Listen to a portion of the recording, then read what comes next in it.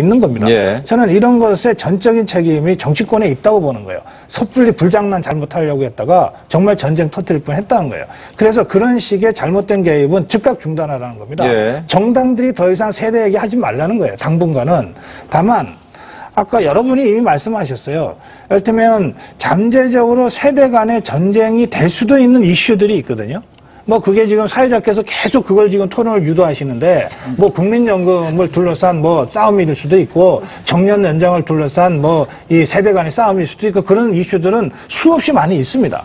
문제는 이런 것들이 세대 간의 합의를 통해서 원만하게 해결될 수 있도록 말하자면 새 정부가 얼마나 노력해 줄 것이냐라고 하는 점이지 예. 이것을 대선 때 했듯이 정치권이 무분별하게 개입해서 저는 지금도 그런 양상을 일부 보일 수 있다고 하는 점들이 있기 때문에 예. 그걸 특별히 경계하는 겁니다. 그 진행자의 속마음을 읽어줘서 고맙습니다. 지금 말씀하시죠. 예. 그 갈등이라고 하면은 그러니까 한쪽의 이익을 보면 한쪽이 피해를 보는 게 이제 갈등의 핵심이지 않습니까? 그러니까 지금 아직 우리 세대 간의 갈등이라고 표현하기는 아직 이른 단계. 그러니까 이번 선거에서 아까 여러 번 말씀하셨습니다만은 젊은 세대가 이익을 보면 나이 든 세대가 뭐 손해를 본다든가 아직 그 단계까지는 가지 않아서 갈등이라 보지는 않습니다. 근데 아까 여러 가지 연금 문제 이런 것에서 앞으로 폭발할 가능성이 있기 때문에 정치인들이 예. 잘해야 된다고 생각을 하고 있는데 저는 아까 우리 김 교수님께서 그 대타협을 말씀하셨는데 저도 그 말씀을 오늘 사실 드리고 싶어서 이 자리에 나왔습니다. 근데 이 대타협이 그러니까 1982년에 네덜란드에서 그 바세나 그 협약을 맺었지 않습니까? 예. 그래서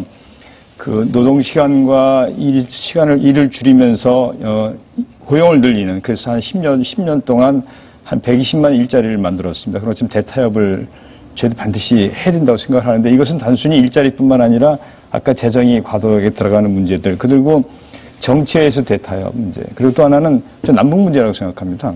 지금까지 정권이 바뀔 때마다 온탕냉탕을 왔다 갔다 해서 우리도 자체도 아주 혼란스러울 정도로 이렇게 남북관계에서 굉장히 온탕냉탕을 왔다 갔다 했기 때문에 남북관계에서도 이제는 국민적 합의를 모을 때가 됐다.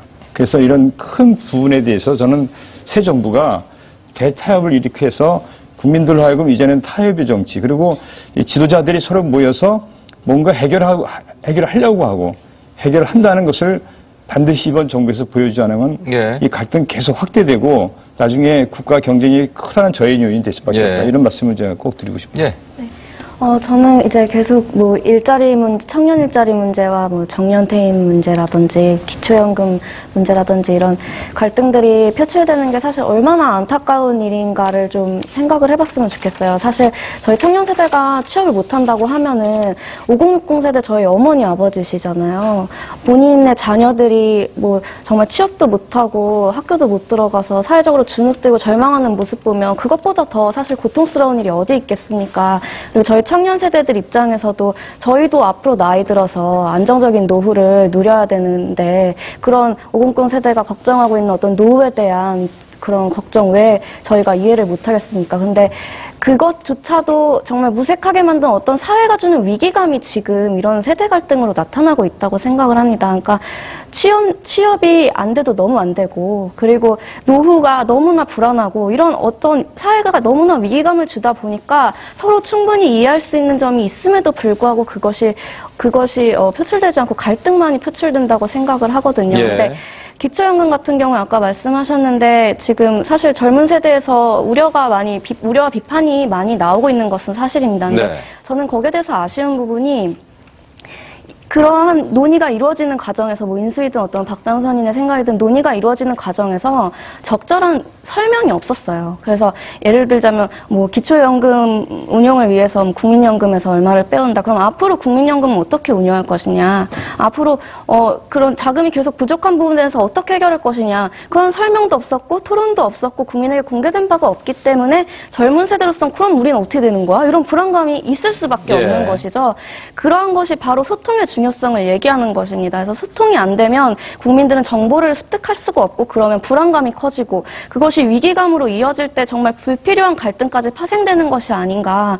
그래서 저는 이번에 이런 세대 갈등이 정말 어떤 것에서 그러니까 사회에서 어느 정도의 위기감을 우리에게 주면은 이런 식으로 서로 이해할 수 있음에도 불구하고 갈등이 촉발되는지는 좀 봤으면 좋겠고 앞으로 세대 갈등의 봉합을 위해서 조금 더 설명과 어떤 공개적인 논의가 좀 필요하지 않을까 그런 생각을 합니다.